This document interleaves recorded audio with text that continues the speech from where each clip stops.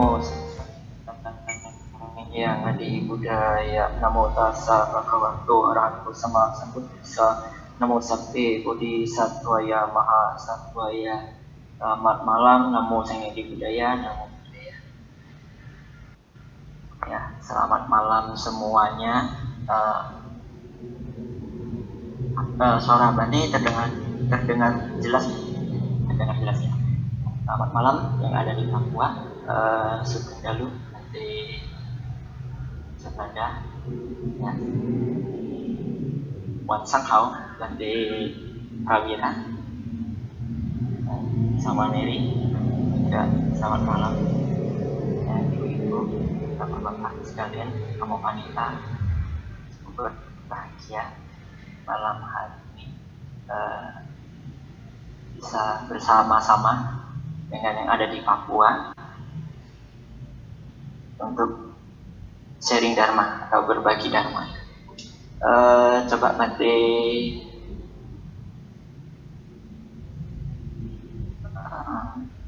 bisa nggak? Kelihatan nggak di apa screen-nya Bante kelihatan nggak? Kelihatan Bante. Kelihatan Bang. Ya, kelihatan. Nah, ini kelihatan ya? Kelihatan Bante. Kita pada malam hari ini kita akan bahas pada tasukan pengorbanan tanpa darah yang Bante kira sudah banyak yang paham, apalagi ya para Bante sekalian, apalagi itu loh Ibu Fenty itu yang senyum-senyum ya, itu Bante rasa tuh melotok sekali ya, lulusan terbaik Cemara tuh melotok sekali ya, dan kuda dan suta atau pengorbanan. Nah, banyak pertanyaan yang kemudian timbul di dalam di umat Buddha itu, boleh nggak ya umat Buddha itu melakukan pengorbanan? Boleh dijawab. Yang mengatakan boleh, silahkan angkat tangannya ya, yang mengatakan boleh silahkan boleh angkat tangannya, mengatakan boleh. Yang mengatakan tidak boleh cukup diam saja.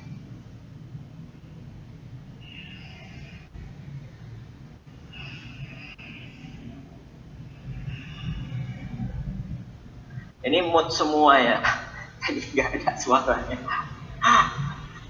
Boleh Bante. Boleh. Oh, boleh. Ada sambung satu dari Edi. Boleh. Boleh. Nah, kalau boleh, lalu di bawah itu ada pertanyaan, kan alasan kenapa boleh. Kalau yang bilang nggak boleh, kenapa nggak boleh? Kalau saya boleh, karena saya donor darah Bante.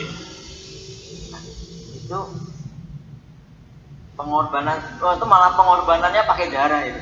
Iya, saya donor darah Bante.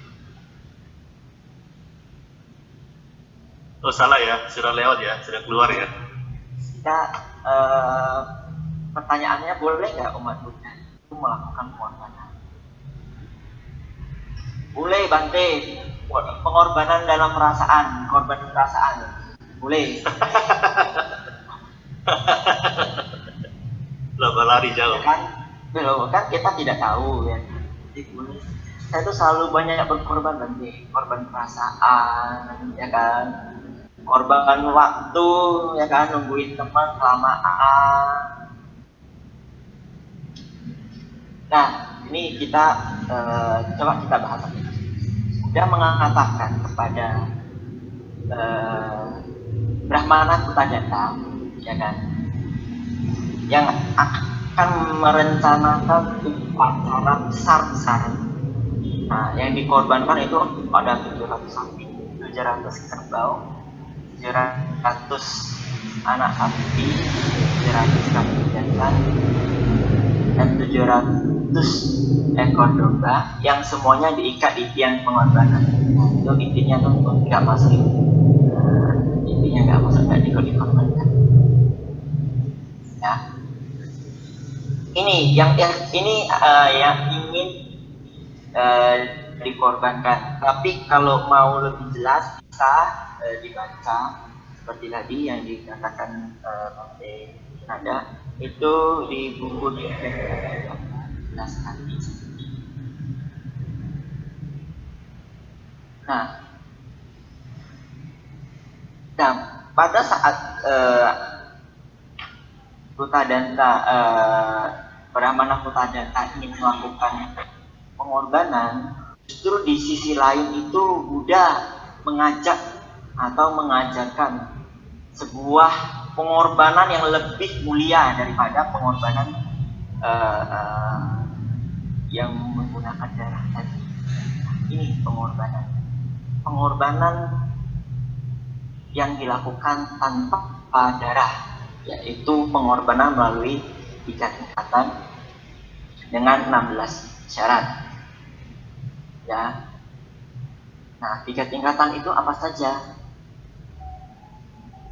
Nah, di sini Buddha mengajarkan 3 tingkatan yang harus dilakukan atau yang dapat dilakukan adalah dengan memberikan benih dan makanan ternak.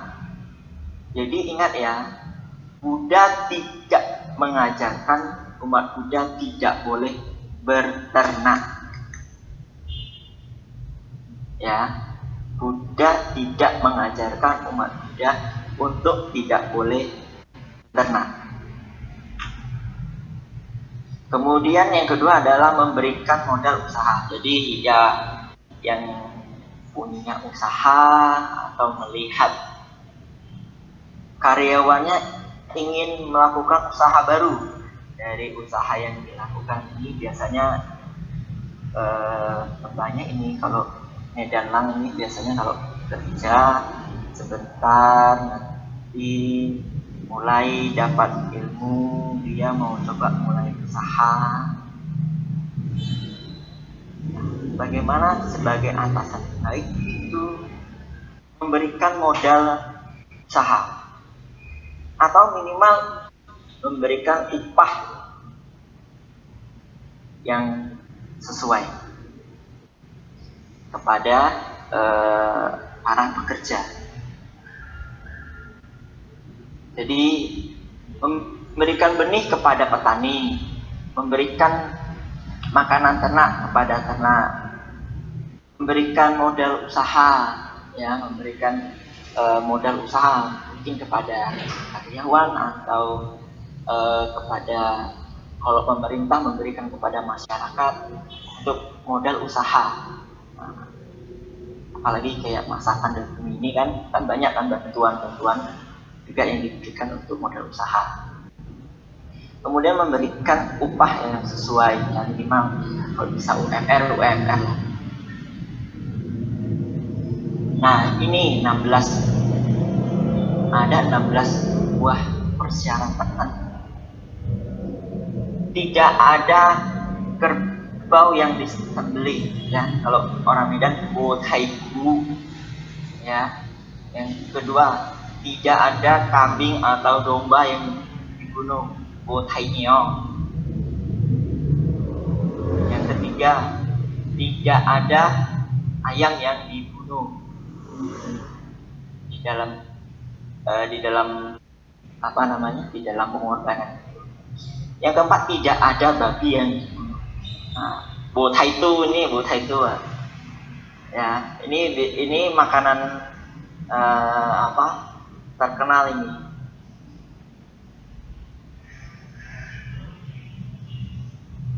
Kalau orang Medan katanya bau samsek belum afdol.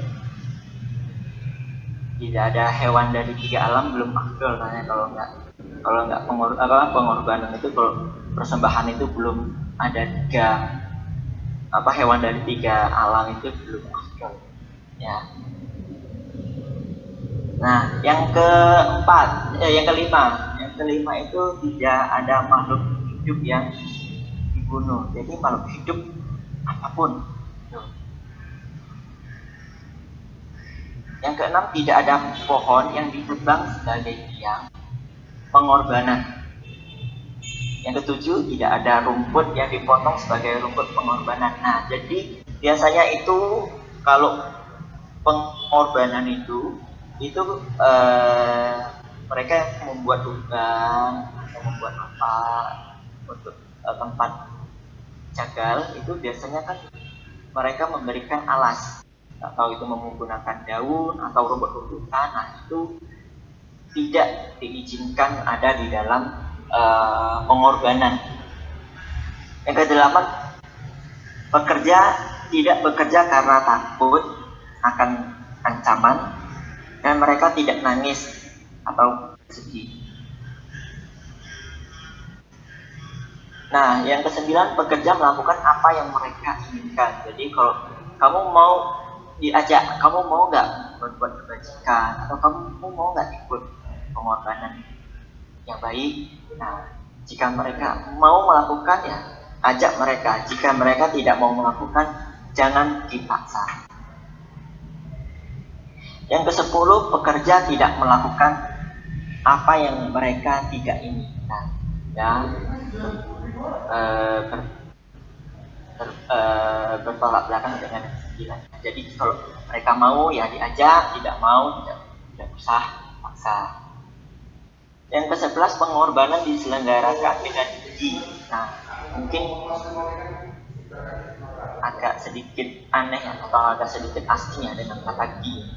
Itu kalau di Indonesia itu namanya minyak samin. Nah, tapi bukan suku samin ya, minyak samin. Silakan boleh di searching Google. Minyak samin itu bentuknya seperti apa? Minyak samin itu dibuat dari susu sapi. Ya. Nah, pengorbanan yang diselenggarakan dengan minyak. Ini beda lagi ya, dengan minyak. Kemudian yang ke-13, pengorbanan diselenggarakan dengan gas. 14, pengorbanan diselenggarakan dengan daging. Ini daging bukan daging dari darah hewan ya, tapi ini dari susu yang dibuat agak keras seperti keju gitu. Kemudian pengorbanan yang diselenggarakan dengan madu dan pengorbanan yang diselenggarakan dengan sirup. Nah, inilah 16 buah syarat yang harus disiapkan di dalam pengorbanan.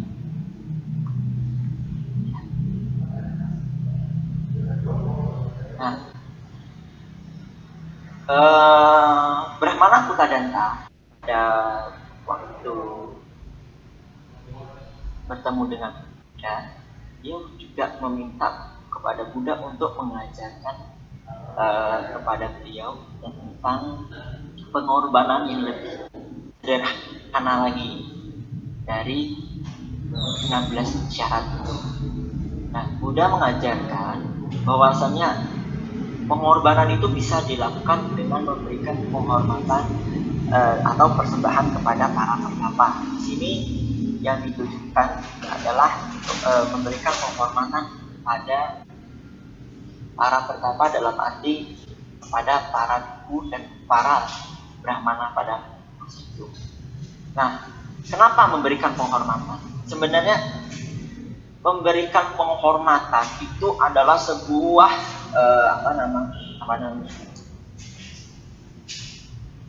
persembahan yang paling mudah dilakukan, apalagi kepada para pertapa. Tadi waktu baru dimulai siaran langsung saja sudah dimulai, oh namo buddhaya Bante. Nah, itu sudah termasuk memberikan penghormatan, dan itu Anda sudah melakukan sebuah pengorbanan. Pengorbanannya seperti apa? Pengorbanan bahwasanya saya menurunkan ego saya untuk memberikan penghormatan kepada mereka yang patut dihormati. Dan kalau sebenarnya di rumah, kalau memberikan penghormatan itu pun sangat mudah. Misalnya kepada orang tua, memberikan penghormatan itu akan menjadi sangat mudah. Memberikan penghormatan itu, misalnya saya memanggil orang tua dengan atas, ya kan? memanggil saudara dengan batas. Oh, dengan orang tua, abangnya, oh panggilnya apa? Mas, atau panggil ko, atau panggil panggilan yang sesuai dengan budaya yang diadopsi di dalam rumah. Pengorbanan sederhana selanjutnya menyediakan tempat tinggal bagi sangga. Nah, di sini ada hal yang menarik. Menyediakan tempat tinggal bagi sangga. Wah, berarti saya mau melakukan pengorbanan dengan menyediakan tempat tinggal bagi sangga. Wah, berarti nanti kalau orang 10, ya kan, bangun putih 10 biji. Nah, padahal di wihara bantinya cuma 1. Kamu bajir banti. Wah, ini nggak cocok.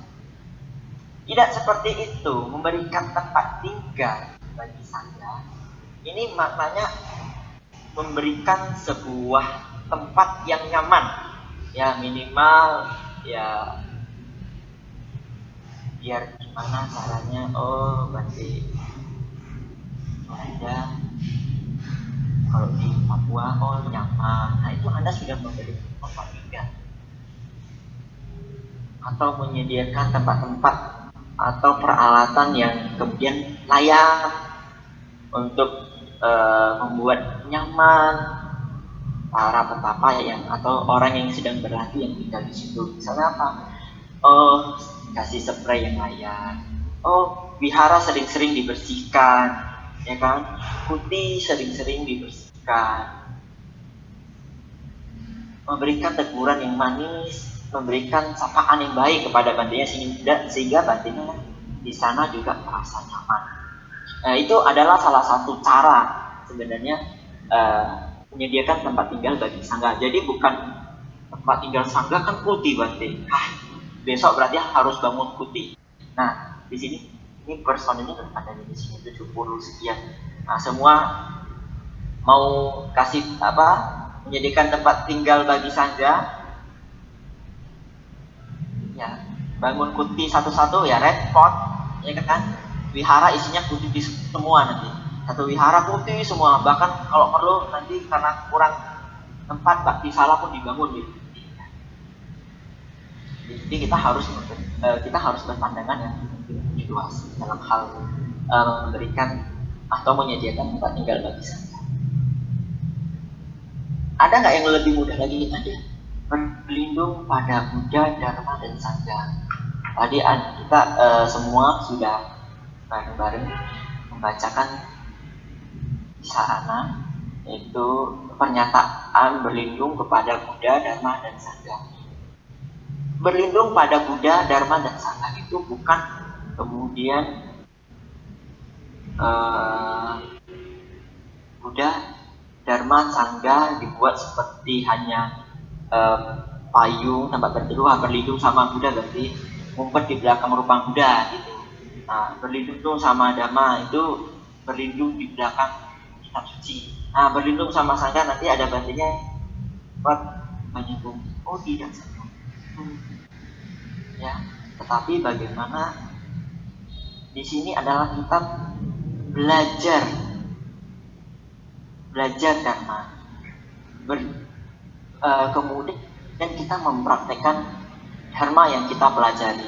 Nah, disitulah kita berlindung kepada Buddha, Dharma, dan Sangha. Masa hanya sebatas itu Bante? Hanya semudah itu? Ya, karena kenapa? Dengan praktik dharma, dengan praktik yang baik, otomatis kita sudah menjalankan apa yang dipesankan oleh Buddha. Dengan praktik dharma, dengan praktik hal yang baik, kita akan terhindar dari hal-hal yang buruk. Minimal seperti itu. Ada hal yang lebih mudah lagi, dengan ketulusan menjalankan moralitas. Nah, di sini juga termasuk dalam praktik dharma.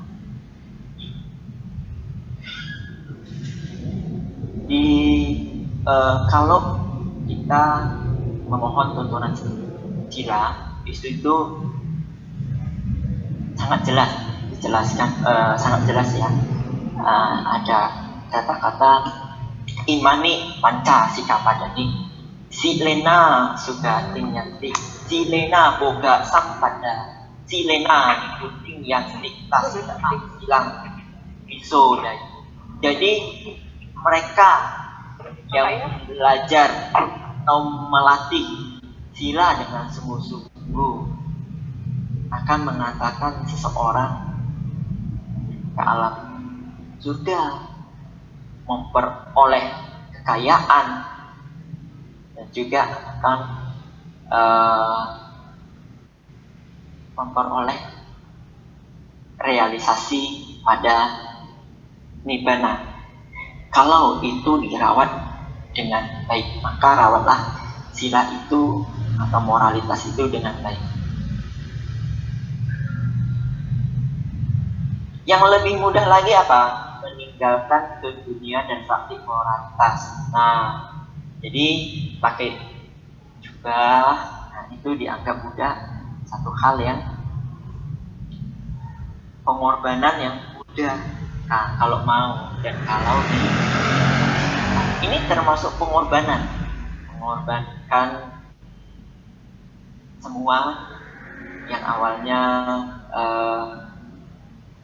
ya, apalagi yang muda-muda, yang masih muda kita seperti Bante Sunanda, itu banyak hal yang korbankan jauh dari keluarga di Lampung, beliau di Papua menemani para umat Buddha yang ada di Papua. Nah, itu termasuk pengorbanan itu. Apalagi beliau masih muda ya. Nah, kemudian kadang timbul pertanyaan, berarti sebenarnya kapan sih waktu yang tepat bagi umat Buddha itu melakukan pengorbanan?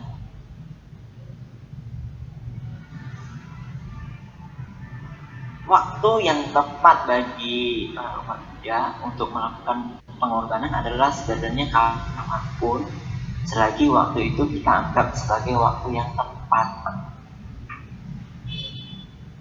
Contoh saja, misalnya ya, meninggalkan keduniawian dan praktik moralitas. Itu kapan waktu yang tepat? Sampai orang tua memberikan izin. Kemudian kalau praktik sila, kapan saja kita waktunya tepat untuk praktik sila. Berlindung pada Buddha Dhamma Sangha, kapanpun waktunya adalah waktu yang tepat untuk berlindung pada Buddha Dhamma dan Sangha. Kan menyediakan tempat tinggal kepada Sangha, tempat tinggal yang baik dengan cara yang baik, itu harus dilakukan di waktu yang tepat. Kapan? Ya kapan saja. Nah, kemudian selanjutnya adalah, nah ini adalah pengorbanan dalam bentuk persembahan yang biasa dan banyak kita lakukan pada waktu pada waktu memberikan persembahan kepada leluhur ataupun kepada Buddha ya, di altar Buddha. Ini biasanya ada pelita, ada air, ada buah, ada dupa, ada manisan, ada. Nah, Bapak Ibu saudara-saudari sekalian, kalau kita memberikan persembahan kepada di altar Buddha ya, persembahan di altar Buddha yang kita harus lakukan ya, misalnya kita mempersembahkan buah di altar Buddha, kita sebagai umat Buddha alangkah lebih baik jangan berharap Buddha akan turun dan makan buah yang kita persembahkan. Karena kenapa? Yang paling tepat adalah kita mempersembahkan buah ini sebagai perlambang kita melakukan praktik cinta kasih dan kasih sayang dan sebagai sebuah perenungan terhadap hasil perbuatan. Nah, kalau kita berharap Buddha makan persembahan buah kita, nanti kalau rupa Budanya berdiri terus kupas buahnya, kaget, lari semua. Ya, jadi jangan berharap nanti persembahan buah kemudian kita berharap kepada Buddha itu akan makan buah ini. Tidak seperti itu, tapi lebih kepada bagaimana kita melalui buah yang kita persembahkan ini, kita melakukan sebuah praktik persembahan dalam bentuk cinta kasih, kasih sayang, dan perundangan pada hasil perbuatan. Demikian juga dengan persembahan-persembahan lainnya. Jadi alangkah indahnya ini menjadi sebuah perenungan, bukan persembahan berharap ini diterima oleh Buddha atau dimanfaatkan. Kemudian Bante mengingatkan ini hanya sebagai sebuah perenungan.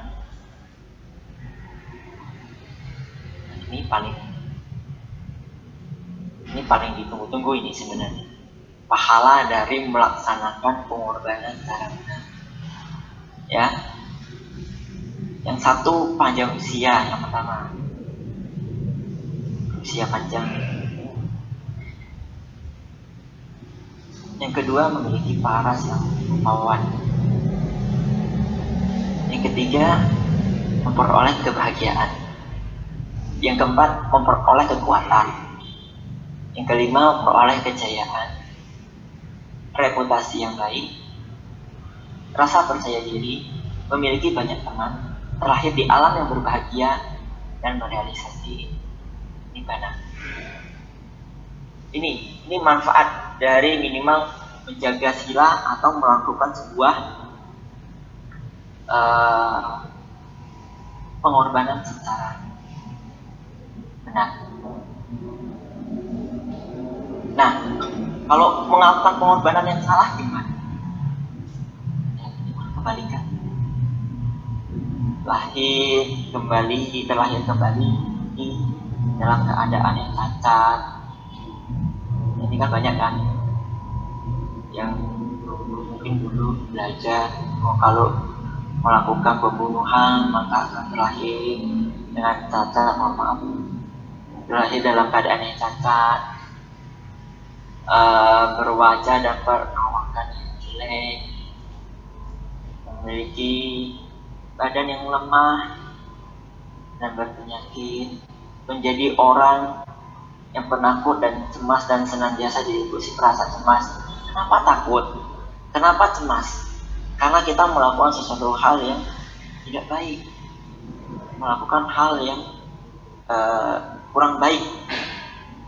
Ini akan menimbulkan kecemasan dalam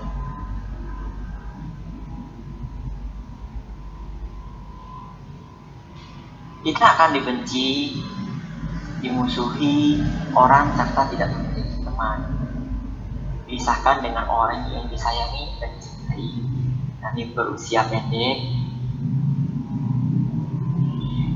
atau terbunuh oleh berbagai sebab, menderita kehilangan harta benda, memiliki reputasi yang buruk,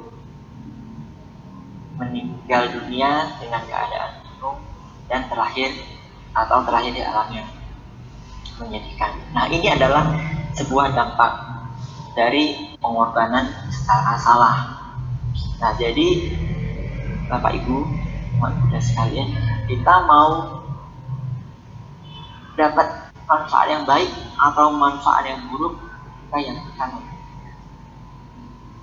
ya, karena tadi dari awal nanti diminta jangan lama-lama, cukup 30-40 menit mungkin. Ini ya sedikit yang Bante sampaikan.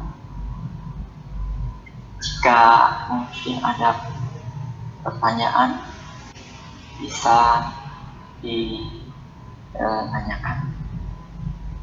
Mungkin Ini yang berarti sampaikan terima kasih.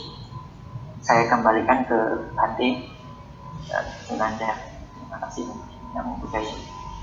Namo Buddhaya Bante, terima kasih Bante, sangat indah sekali dan sangat memberikan pengetahuan yang bagus untuk kita.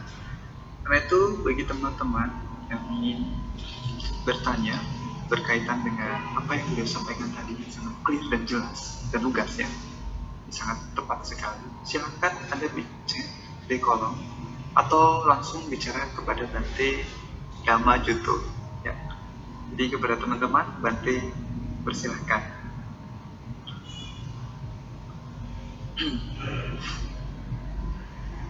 Jadi kita bisa mute atau ngobrol langsung atau chat langsung ya kepada Bante Dhamma Jutto. Serasa ini materi yang kita mungkin jarang dapat ya. Mungkin sebagian teman-teman di Papua jarang dapat. Bante rasa kalau baca bukunya Bante juga malas, karena Bante Dhamma Jutto ya sering lihat nih Bante ya, itu di wihara tuh banyak sekali buku Dhamma Bante, itu bertumpuk-tumpuk gitu.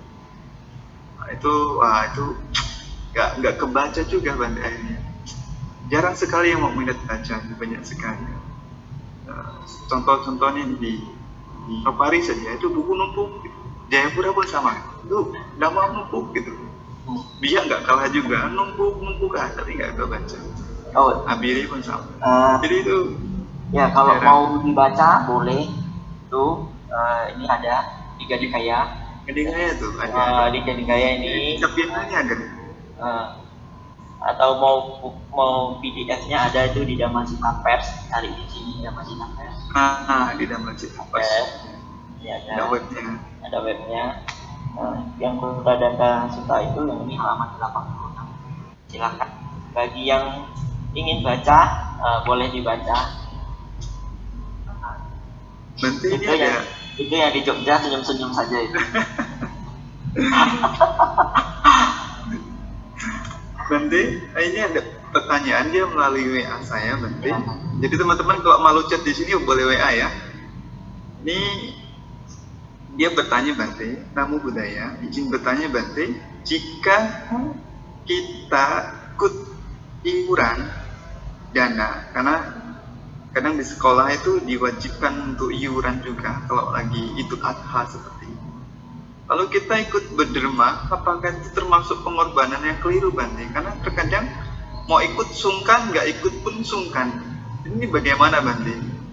Kan diminta, mungkin ibu juga sering diminta iuran ini ya, iuran apa namanya, berkurban ya di RT RW-nya.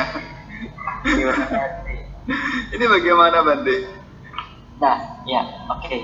Kalau begini, jangankan apa ibu-ibu sekalian, yang di wihara saja kadang diminta iuran. Nah, benar ya Bante? Kadang di wihara diminta iuran. Nah, kalau di wihara diminta iuran itu jawabnya agak berbeda.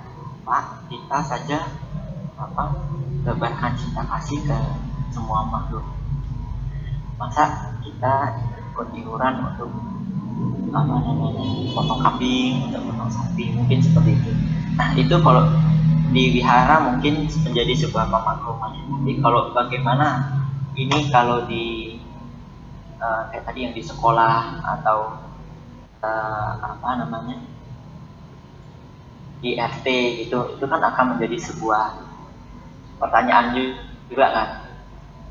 Kalau kita begini ikut iuran, yang kita tahu nih bahwasanya ini akan ada kurban. Kalau kita menimbun niat untuk ikut melakukan kurban itu, ya kita otomatis melakukan sebuah pengorbanan yang salah. Tapi kalau kita merelakan uang itu, toh nanti mau mereka sampaikan untuk pengorbanan yang dimaksudkan mereka itu atau tidak, kan kita tidak tahu ya. Jadi kita jangan terlalu kita jangan terlalu menolak itu, karena ini ada sanksi sosial yang nanti kita tidak, wah itu anak tidak fair, itu tidak bisa bergaul dengan teman-temannya karena ini kan kesepakatan atau ini kan sudah dari sekolah atau dari etik. Nah, kalau kita berpikirnya seperti itu, dalam kondisi seperti itu ya repot. Ya, kalau iuran itu sudah ditetapkan, ya kita anggap saja ini dana. Ini hanya sebagai dana, bukan sebagai jangan tanamkan di dalam pikiran itu ini adalah praktik kurban. Ini bukan praktik kurban, ini adalah pengorbanan dari barang yang saya miliki, itu saja. Kalau saran dari saya seperti itu, mungkin begitu kan.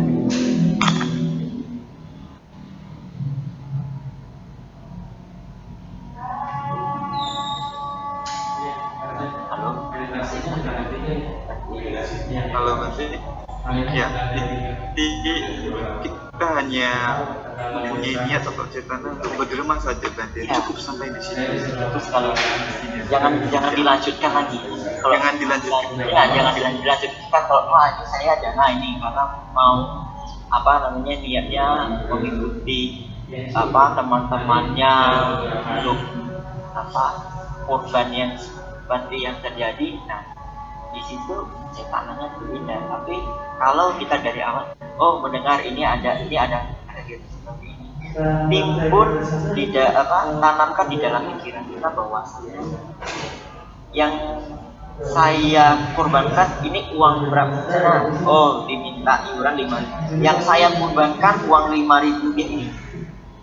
Ya, materi 5.000 rupiah ini yang saya korbankan. Bukan dengan materi 5.000 rupiah ini nanti ini buat cicilan beli kambing atau beli sapi, kemudian nanti dijagal, kemudian dibagi. Ini yang menjadi salah. Sudah cukup. Ya sudah, saya ikut ini, saya mau merelakan uang 5.000 saya ini cukup. Jangan ditambah lagi yang belakang bahaya. Ya, benar tepat sekali. Pokoknya stop sampai di situ kan. Ya, stop, cukup, jangan Sampai di situ. Meskipun kadang tahu meskipun tahu pasti ini Bante ya, kepikiran juga tetap ada lah Bante. Ya, Tetap pasti ada. tapi jangan pasti yang manusiawi ya kan. Iya. Tapi jangan terus dilanjutkan. Bahaya. Karena pikiran terlalu liar nanti ya. Makanya perlu meditasi. Ini ada beberapa pertanyaan Bante. Saya izin bacakan. Nama budaya Bante. Jika kita berderma, tapi dalam kondisi itu waktu yang tidak tepat, atau mungkin tergesa-gesa, karena dia pernah dengar ceramah katanya berderma harus dengan penghormatan. Tapi dia tergesa-gesa, itu dermanya itu keliru atau tidak kan? Karena dermanya terburu-buru begitu. Jadi mungkin rasa penghormatannya kurang. Seperti itu. Dia tidak masuk orangnya paling sembuh. Ya, itu ada suatu ketika itu ada umat itu ingin melakukan dana ya kepada seorang Bante di bandara itu. Itu kan sudah dapat panggilan padahal penumpang pesawat Bantenya tuh pas di bandara dan mau sudah mau terbang. Nah itu umatnya tuh lari-lari orang umat itu lari-lari kondisi mengejar nanti ini saya mau berdana. Itu gimana? Karena kondisinya terlihat kurang memberikan sebuah pengumuman yang seperti itu ya. Karena ini kan kondisional. Coba kalau kondisinya dengan kondisi yang sangat baik, ya mungkin akan dengan cara yang lain. Tapi kondisi gender bonbon itu minimal yang pertama kali timbul di dalam pikiran ya melakukan kebaikan. Dan ingat ya, yang responsif itu karena baiknya lebih besar. Silakan boleh tanya kalau tidak pada itu Sandy itu antidamanya lumayan. Ya, itu yang respon tiba-tiba apa refleks, wah ada batik saya mau dana tiba-tiba. Itu batik mau pesawat ya gimana mau orang Indonesia juga prosedural naik pesawat gitu kan. Ya tidak masalah ya kan ada pemakluman. Sebenarnya begini ya batin, saya agak sedikit agak sedikit tertarik dengan pertanyaan dari ini. Ada beberapa budaya yang kemudian kita tidak bisa hilangkan. Contoh kalau misalnya di Jawa. Kenapa saya bicara di Jawa? Karena saya lama di Jawa. Kalau di Jawa mungkin panggil nanti ya kan karena dengan konsep sedikit mungkin itu akan menjadi sesuatu hal yang tidak sopan. Nah, silakan tanya ke kalau di Medan gimana? Nah, mungkin itu akan menjadi sebuah pengecualian. Jadi ada beberapa budaya yang kita tidak bisa kita paksakan budaya itu di tempat lain.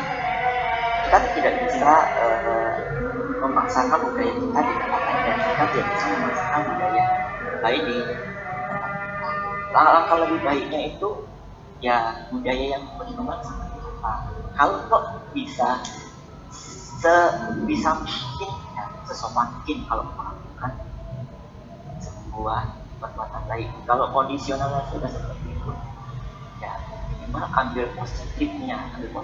Ini adalah kesempatan. Jangan pernah menyia-nyiakan kesempatan melakukan kebajikan. Karena kenapa?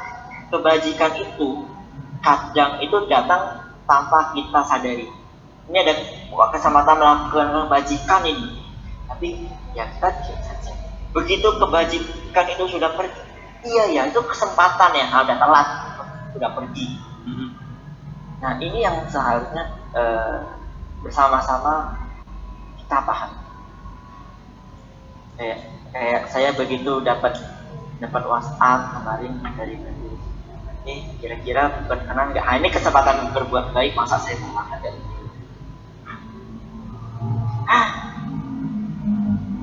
itu ada kesempatan. Itu kesempatan yang langsung refleks. Oh ya Bante, saya nggak mungkin saya tolak kan. Orang Bante Kemasaro saja guru saya saja diminta berhadiah, masa saya mulia tidak? Ini sebuah gampang saja sih. Ya Bante, baik, terima kasih Bante. Tapi memang benar sekali, kita tidak boleh menyia-nyiakan kesempatan dalam berbuat baik ya. Karena kalau tidak nanti biasa ada penyesalan, aduh ketinggalan dan sebagainya. Dan ini Bante ada beberapa pertanyaan Bante. Ini dari Toto tuh dari Wihara Nabire Bante. Mungkin kalau ke Papua nanti Bante bisa mampir ke Wihara Nabire ya. Jauh Bante, ini biasa kumpul teman-teman jadi satu di Wihara. Tamu budaya Bante izin bertanya, bagaimana bila kita sudah diberitahu akan dapat jatah daging kurban? Nih kalau akan dapat jatah nih Bante, apakah menolak? Lanjutan tadi ya Bante. Ini kalau tadi kan diminta berdermanya, ini kalau mendapat jatahnya nih Bante, apakah menolak? Salah satu syarat daging yang boleh dimakan tidak tahu hewan itu dibunuh atau dibunuh untuk kita. Begitu Bante. Kan salah satu syarat makan. Tapi ini salah satu syarat tuh mungkin itu biku ya. Kalau untuk rumah tangga saya kurang tahu ya. Mungkin Bante boleh ini, silakan Bante. Pertanyaan yang menarik ya. Kalau Bante boleh nggak dapat jatah beban rezeki kok ditolak, ya kan? Terima saja, nggak apa-apa, terima saja. Kalau selagi Anda tidak melihat dan Anda tidak menduga itu ya tiba-tiba orangnya datang, Anda juga tidak berharap, ya kan, tiba-tiba datang, silahkan diterima saja, tidak ada pelanggaran di situ. Nah, kemudian banyak umat Buddha yang seperti yang tadi disampaikan, ini berlaku nggak untuk umat Buddha? Itu akan sangat baik kalau itu juga ikut dipraktekkan supaya kita tidak ikut terlibat di dalam mengkonsumsi hal-hal yang terakibat dari pembunuhan itu yang kita ketahui, ya. Ini sebenarnya peraturan biku, tapi menjadi boleh atau tidak, tapi Bante juga tidak paham secara jelas, tapi ini banyak dipraktikkan oleh umat Buddha pada umumnya, ya. Kalau kita ragu, ya nggak apa-apa, diterima saja. Kan kita bisa kasihkan ke orang, itu melakukan kebajikan loh. Kalau kita tolak, nanti kita dikira sombong. Kalau kita tolak, wah itu orang sombong. Dikasih nggak mau. Ini kita berhubungan sosial dengan kita berhubungan sosial dengan lingkungan. Kita punya lingkungan sendiri. Nah, kalau kita tolak, efeknya seperti apa? Dikasih terima saja. Mau Anda konsumsi sendiri atau tidak, itu adalah pilihan. Silahkan, kalau Anda rasa-rasa saya tidak terlibat di dalam, Anda mau konsumsi, silahkan konsumsi, tidak masalah. Kalau Anda merasa ragu, kemudian pas waktu penjagalannya Anda melihat Anda tetap mau makan, itu urusan pribadi. Kalau Anda tidak mau, Anda kemudian mau diberikan ke orang lain, nah itu akan menjadi lebih baik. Minimal ini kesempatan melakukan kebajikan malah, ya kan? Oh, memberi kok, saya bisa, dari apa yang saya terima saya bisa memberi kok. Itu kan justru kebajikan. Karena kenapa? Kita dapat banyak loh orang yang seharusnya memperoleh jatah, atau orang yang lebih layak menerima itu malah tidak tidak mendapatkan jatah. Banyak loh. Nah, itu yang bisa itu yang bisa kita lakukan.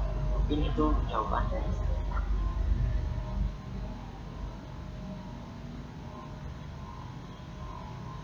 Ya, terima kasih Bante. Ini lanjut Bante di satu pertanyaan dari Eli. Eli ini dari Manupali Bante, teman saya juga. Dia juga yang membantu dalam masakan saya. Namo Buddhaya Bante, jika kita berderma kepada sangga berupa tempat tinggal untuk biku yang terkadang belum ada tempat tinggal. Oh, ini salah Bante. Ini ada satu masuk lagi nih dari yang ini ya, beda. Tunggu. Dari Eli. Namo Buddhaya Bante, bagaimana caranya untuk menjelaskan kepada keluarga yang masih berpegang pada budaya, misalnya kalau ada orang tua yang meninggal, seharusnya sembahyang kepada kepala babi, Anumodana Bante. Ya, ini Bante kan orang Medan nih harusnya. Nah, ini kayaknya nih orang Medan ini. Ini kayak dari orang Medan. Ini orang Makassar sih Bante. Oh, Makassar ya. Biasanya yang paling terlihat itu biasanya orang Medan. Itu harus lengkap itu biasanya. Kepala, badan, buntut itu. Jadi satu badan utuh full itu. Nah, begini ya. Tradisi itu sebenarnya ada beberapa tradisi yang tidak bisa kita tolak. Ya, ada beberapa tradisi yang harus kita tolak. Karena kenapa? Kita bicara tradisi ya. Di dalam tiga nikaya, Sutta atau yang dikenal Sigalowada Sutta, itu dijelaskan tugas anak adalah merawat budaya, ya kan? Tetapi di ada beberapa sutta saya lupa, itu dilarang untuk dilarang untuk pelaksanaan tradisi. Nah, ini gimana? Ya, tradisi yang dilarang adalah tradisi yang bertentangan dengan budaya, tradisi yang bertolak dengan ajaran dari Buddha. Tradisi yang seperti apa? Ini misalnya sembahyang kepala babi, ya kan? Ingat, di pasar itu banyak kepala babi, itu bisa dibeli. Jadi nggak usah potong sendiri. Ikuti boleh, ikuti saja tidak masalah, daripada kita dicap aneh. Wah, itu orang sudah ikut ajaran ya, sekarang dia aneh loh. Nah, ini nggak boleh, itu nggak boleh. Makanya tadi kan berarti kan bilang kan kalau ada orang meninggal, apalagi di Medan, something itu juga alam yang udara, yang ayam, walaupun ayam nggak bisa terbang, nggak tahu gimana caranya itu ya. Nah, yang darat biasanya babi itu utuh itu dari kepala. Tanya tuh yang orang Medan, siotu dan dari kepala ya, babi panggang itu dari kepala sampai buntut lengkap pokoknya. Kemudian dari air itu biasanya ikan. Ini satu altar itu lengkap itu. Gimana berarti menyikapinya? Kalau kita bisa memberikan pemahaman yang baik kepada keluarga, silahkan. Kalau tidak, jangan dipaksa. Kita juga harus terbuka. Kalau ada cara untuk menjalankannya tanpa membunuh, boleh. Misalnya saya tidak ikut membunuh. Oh, mau ada kepala, mau ada sembahyang pakai kepala babi, ada ekor babi. Ya sudah, cari saja di pasar, ya kan? Cari aja di pasar. Ada nggak? Kalau tidak ada, ya jangan dipaksa. Kalau ada, ya kan kita, kalau dia jual kan kita tidak ikut terlibat, kita tidak memesan. Nah, yang jadi masalah kalau dipaksa. Kalau di Makassar atau di mana di Papua saya kurang paham ya. Kalau di Medan itu kayaknya banyak. Kalau di Riau itu masih ada. Banyak itu. Kalau kepala kundit itu banyak. Kepala babi itu banyak di pinggir jalan. Nah, ada hal yang unik juga sebenarnya. Di sini di Jawa itu ada tradisi nyadra. Ya, yang lama di Jawa itu ada tradisi nyadra atau tradisi seperti berkah jasa, di mana mereka itu biasanya itu ingkung itu ayam utuh itu, ayam utuh. Kalau di bahasa Indonesia ingkung, orang Bali bilangnya dia utuh. Ya, itu nggak dipanggang, tapi dimasak kayak kuning, apa ya, kayak masak kunyit gitu loh. Biasa dikukus dulu tuh. Iya, dikukus dulu. Nah, kalau kita melakukan nyadran itu sekarang kan banyak ya, juga ayam-ayam yang sudah kemudian yang tinggal tinggal jasmaninya saja. Saya tidak mau bilang bangkai nanti kesannya gimana. Yang tinggal jasmaninya saja, ya itu yang digunakan. Sebenarnya kalau mau lebih ingkung lagi gampang sebenarnya, mau lebih utuh lagi gampang. Telur godok itu kan, itu lengkap itu. Nah, dari kepala sampai buntut sama bulu-bulunya sekalian. Nah, lengkap itu. Nah, terus kan tinggal bagaimana cara kita menyikapi, tinggal bagaimana cara kita mempraktikkan. Jangan terlalu menolak. Kalau kita menolak, kita dianggap aneh di dalam keluarga.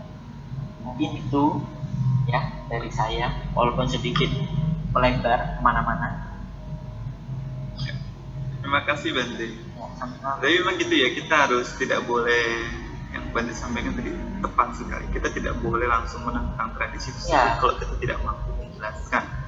Karena ini juga pengalaman, saya sebagai biku ketika pulang ke rumah ke tempat ayang saya lah, ayang saya berbeda agama tuh. Jika pulang tuh dia senang sekali, cucunya datang, lama nggak jumpa, dia ingin potongkan ayam jago ya, jangan saya tidak makan lagi.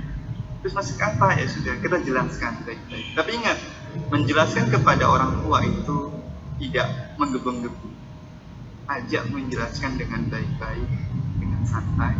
Kita tidak perlu marah, cukup menjelaskan santai. Kalau dia terima, kita harus setting itu. Jika tidak terima ya tidak masalah. Sama kan? Ya. Sama. Saya pernah sekali ya. Saya nggak mau cerita di mana. Saya nggak mau cerita. Saya pernah sekali diajak di sini makan siang, ya. Makan siang, tapi saya diajak itu lewat belakang rumah, di mana orang itu lagi jagal sapi. Dia lagi jagal sapi. Habis itu persembahkan gitu. Mohon maaf ya, saya bukan mau menolak atau apa. Dia diletakkan saja nggak apa. Itu berarti makan enak tuh sapinya tadi yang di belakang itu. Waduh, kacau dunia. Itu kan. Jadi akhirnya apa ya? Kita sudah diajak melihat prosesnya, kemudian kita dipersembahkan. Nah itu coba gimana? Ya akhirnya ya gimana? Ya diterima saja, tapi jangan dimakan. Kalau kita tidak terima, nanti yang punya rumah, ya kalau mati, ya semua bantinya sombong. Wah banti tidak makan, kok sapinya apa? Daging sapinya tidak dimakan. Ya. Tidak dimakan saja. Padahal lihat di belakang rumah tuh habis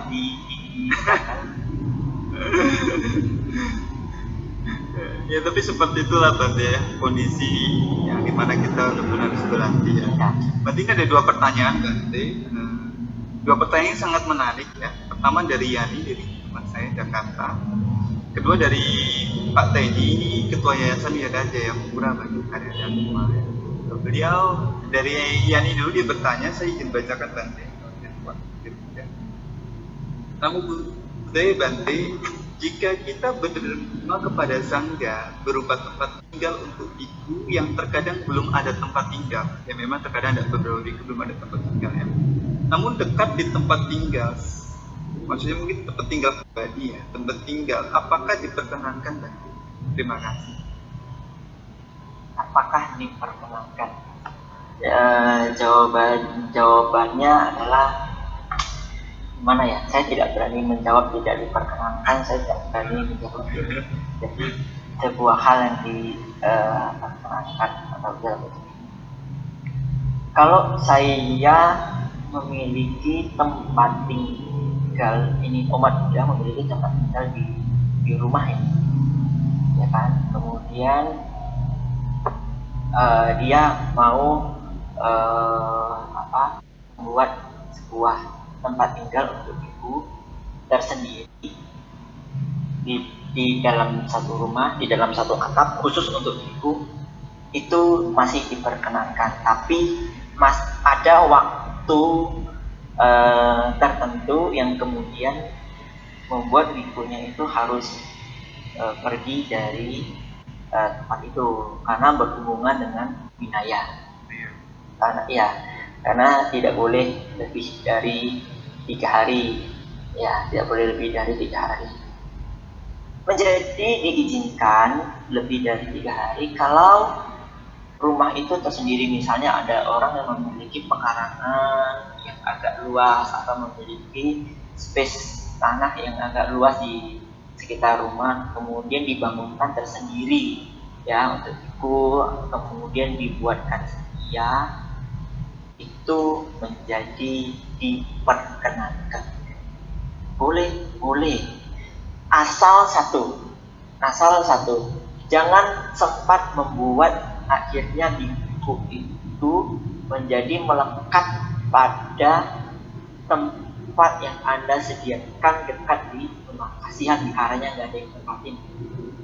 Ya, kali jauh sekali dari wihara. Apakah baik Bante? Saya buat seperti itu, sangat baik. Contoh misalnya di wihara itu ada acara, kemudian mengundang kurang space tempat, kemudian kita menyiapkan tempat tinggal di tempat itu untuk para biku tinggal yang mau mau mengikuti acara, ya boleh dan sangat boleh, dan di situ kita punya kesempatan yang luar biasa, ya kan, untuk memberikan tempat tinggal kepada biku secara langsung. Nah, ini lebih jelas. Mungkin seperti itu jawaban saya. Jadi harus bijaksana ya, Pak Buddha ya. Terima kasih Bante. Memang tepat sekali ya, clue-nya sangat tepat, yaitu jadilah umat Buddha yang bijaksana. Jangan asal-asalan saja ya, sesuai kan. Karena ya itu nanti bisa hal baik jadi hal tidak baik ya. Karena ada istilah kalau tidak salah itu dalam bahasa Mandarin. Kalau salah nanti tolong dijelaskan yang bisa Mandarin ya, Bu Prawira. Tidak fok tang, mok tang. Rumah dewa di rumah hantu gitu. Ya kenapa? Karena timbul kemelekatan ya. Tadinya tempat tinggal itu yang diperkenankan untuk itu ya, jadi lama-lama jadi tempat kemelekatan. Ya ini Bante satu pertanyaan untuk penutup Bante, ini sangat tepat ya. Ini dari Pak Teni. Selamat malam Bante, namo buddhaya. Banyak teman yang memelihara ikan di kolamnya. Ini sepertinya ikan yang mungkin dipelihara untuk dimakan Bante. Begitu ikannya besar, dia melepas ikan-ikan itu di danau, di mana banyak orang yang mancing. Ada solusi supaya ikan yang kita lepas tidak kena pancing orang Bante. Solusinya apa ini Bante? Tapi ini menarik Bante. Ya, silakan Bante. Begini, ini terima kasih sekali ya. Ini jawaban yang sama saudara Teddy, sama Pak Teddy. Ya. Ini pertanyaan yang cukup. Kita pelihara ikan, kan? Kemudian kita fungsen di danau atau sungai, sementara di sana tuh banyak yang mancing, kadang bukan mancing berarti pakai jala. udah bukan mancing lagi, udah pakai jala. Nah itu banyak terjadi itu. Nah kalau kita bijaksana, kita kita usahakan untuk tidak selalu fungsi di tempat yang sama. Itu minimal salah satu cara. Tidak di situ-situ melulu orang itu nungguin, apalagi kita selalu misalnya uposata, nunggu setiap uposata. Jadi diingat itu, karena ini pernah kejadian dulu dan waktu saya masih sama itu waktu saya di kampung kan di belakang wihara ada padungan itu aliran sungainya cukup bagus, kemudian mereka fungsi di situ terus, dan setiap uposata fungsinya di situ, dan setiap uposata ada yang nungguin.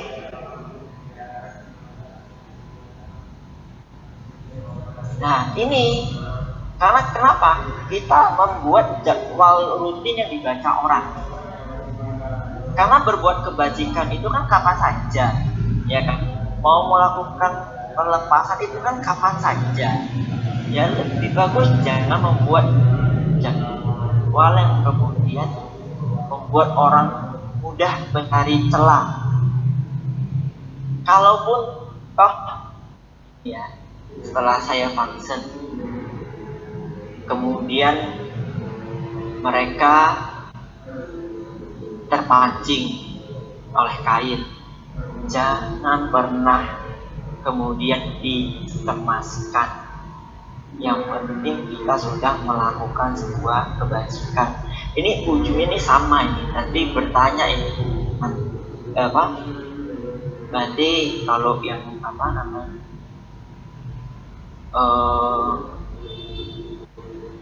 petani nanti makan sayur, kemudian petani tanam padi, kemudian padi yang kita makan, padi yang dimasak jadi beras, padi yang digiling jadi beras yang dimasak jadi nasi.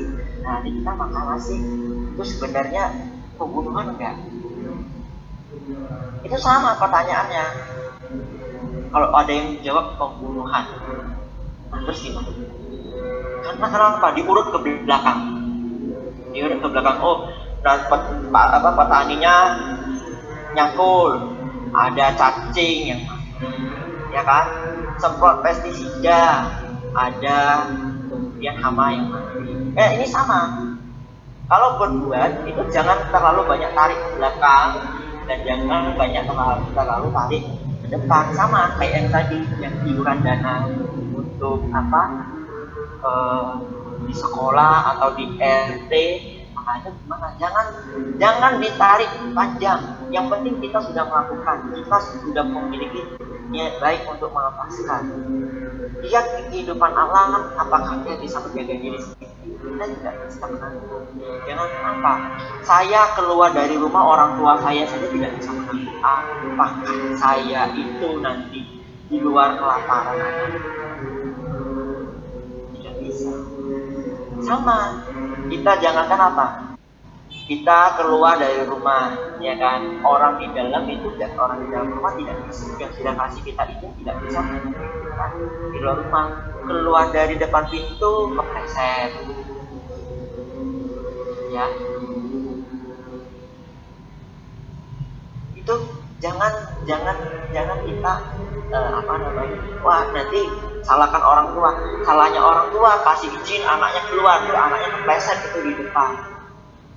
Nggak bisa disalahkan.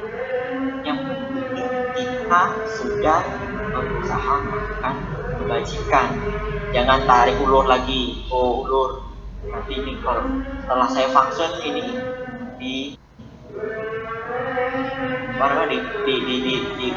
dipancing orang. Coba saya nggak function, nggak dipancing orang, iya di pasar dijual orang, juga dibunuh sama orang. Jangan kita terlalu banyak menarik ke depan, jangan mencemaskan, ya kan, ya di depan, belakang itu jangan terlalu dipikirkan. Sekarang hidup itu kalau kata kakek guru saya, hidup itu kekinian, hidup itu saat ini. Dia tuh mengatakan hidup itu saat ini.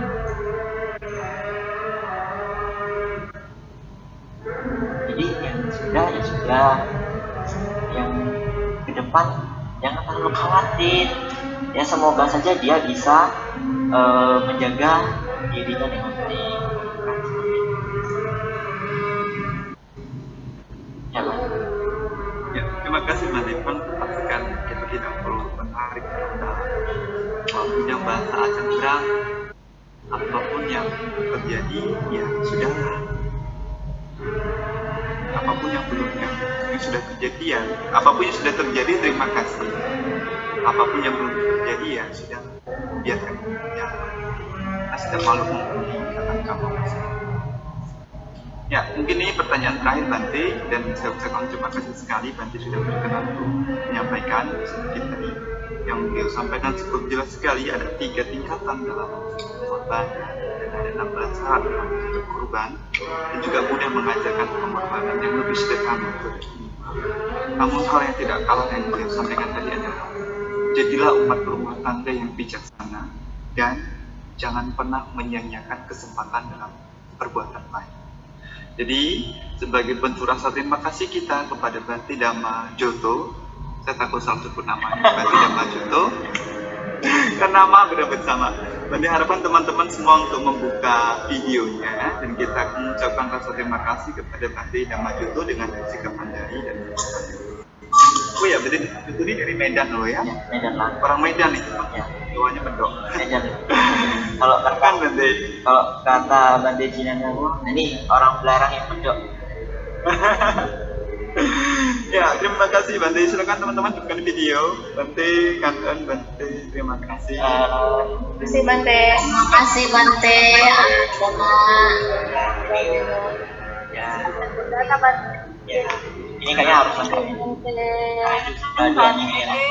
Mudah-mudahan Bante. Anu mudah. Ya, boleh. Ya, kamsia, sis. Yang bahasa Koreanya yang belum keluar. Kamsahamnida. Kalau itu yang Korea kan keluar. Oke, Bante Mohon Bante. Boleh ya, semuanya. Iya, terima kasih kepada teman-teman dan kepada Damai Jondo, juga kepada para Bante di sini ada Bante Jotika, Subhadra Nirmala, Bante Badra Strada, sama Neri, dan juga beberapa susu di sini ada Subhadra Putra, Prawira. Thank you sudah sama-sama untuk kita belajar mendengar. Dan pada kesempatan hari ini Bante akan memberikan satu warta damas untuk kita berikan jasa, yaitu kita akan sama-sama bahwa besok kita akan mendengar uraian Dhamma yang akan disampaikan oleh Romo Dedi Pasamsa, yang dimana Romo Dedi Pasamsa akan berbicara mengenai tentang refleksi kekuatan spiritual untuk perumah tangga. Jadi jangan lupa besok hari Minggu ya tanggal 19 Agustus, ingat ya jamnya berbeda, yaitu kalau untuk WIT jam 18 dan 17 untuk WIT, Makassar, WITA dan Bali, 16 untuk WIB. Jadi kita akan sama-sama mendengarkan uraian Dhamma oleh Romo Dedi Pasamsa dengan refleksi kekuatan spiritual untuk rumah tangga. Saya rasa ini cocok sekali untuk teman-teman rumah tangga. Dan Bante juga menginfokan bahwa bulan ini kita dapat di Danagata bagi yang ingin ikut berpartisipasi dalam pengorbanan berupa derma, bajikan, silahkan nanti Bante akan share untuk kontak personnya. Ada Oni, ada juga Bante. Terima kasih. Ya, selanjutnya kita akan tutup dengan kita bersama-sama membacakan Etawata Digata. Nanti Ciranakantu kita sebut Indonesia, baru Ciranakantu selanjutnya kita akan sebut para donatur, setelah itu No Guru dan Pangkaran. Karena itu, mari dengan penuh keyakinan pada Buddha, Dhamma, dan Sangha, kita bersama-sama memanjatkan Arita Etawata Digata.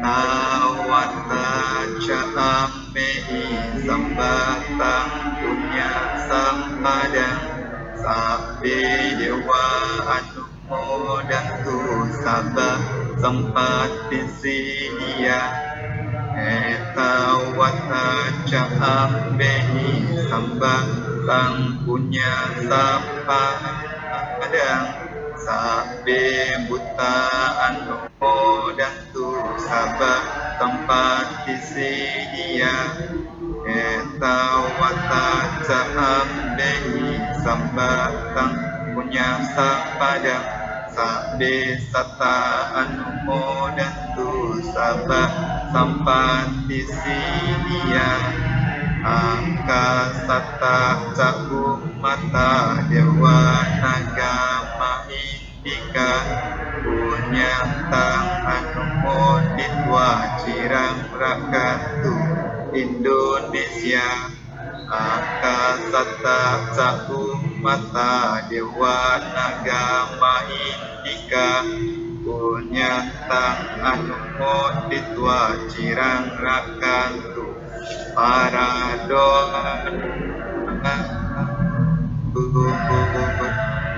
idang bonak tinang hotu idang bonak tinang hotu kita kontuna tayo idang bonak tinang hotu kita kontuna tayo dewa wasatu kalena sasa sampat Tihotu ca Ito bawantu lokoja Raja bawantu damiko Maka sata cabung mata Dewa naga mahindika Punyantang anumo ditwa Cirang rakantu No guru Maka sata cabung mata Dewa naga mahindika Punyantang anumo ditwa Cirang rakantu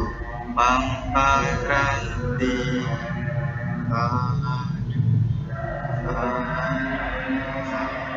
Terima kasih semuanya. Semoga diberkati kesehatan, semangat, dan kebahagiaan. Terima kasih. Namo Sayang Adi Budaya. Namo Buddhaya. Namo Buddhaya. Terima Thank kasih. you teman-teman.